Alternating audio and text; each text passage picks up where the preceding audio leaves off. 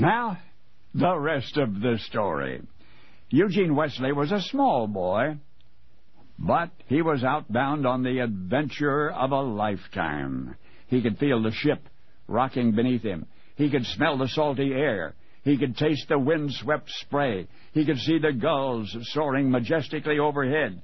And there were sounds, more than just the wash of the waves on the hull. Strange, wonderful sounds. Perhaps the voices of surfacing sea monsters that had risen to inspect the vessel. But little Gene had not gone to sea, nor had he even left home. For the oceanic expanse which he sailed was his own backyard, and his mighty ship was a mere cardboard box. And yet for hours Eugene would sit in that box, charting exciting courses in his mind, so consumed by his own imagination that his parents began to worry. Pretending was one thing, they reasoned, but this was something different, maybe even dangerous. And if it were, Eugene's mother, Caroline, had only herself to blame, because Eugene was not yet school age when it was discovered that he was seriously ill with asthma.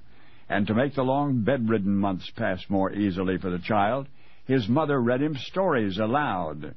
And when Mother could no longer satisfy Eugene's insatiable appetite for stories, she taught him how to read, and so it was at a remarkably early age that Eugene submerged himself in literature, adventure mainly, the cowboy sagas of Zane Grey, and Jonathan Swift's tale of a giant among the Lilliputians.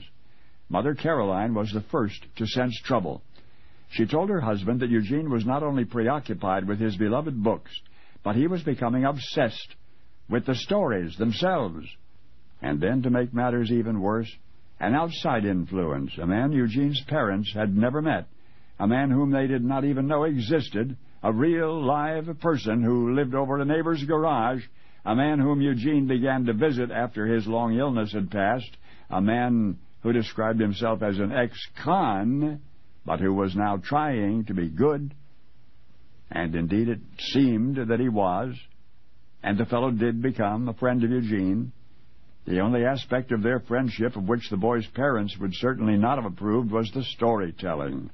The man whose name has long since been forgot filled Eugene's head with adventures, even more incredible adventures than those of which he had read, adventures in science fiction. And yet, despite the depths of his imagination, Eugene always managed to return to the real world. And one day he returned to us with a legend that has captivated television viewers for more than a quarter century.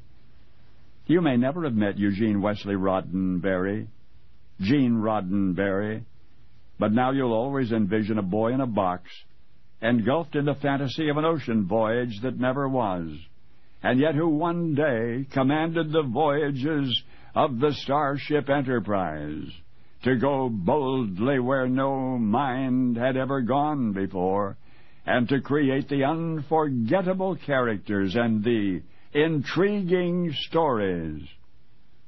Yes, Gene was the author of the modern mythology, which you know as Star Trek. Only now you know the rest of the story.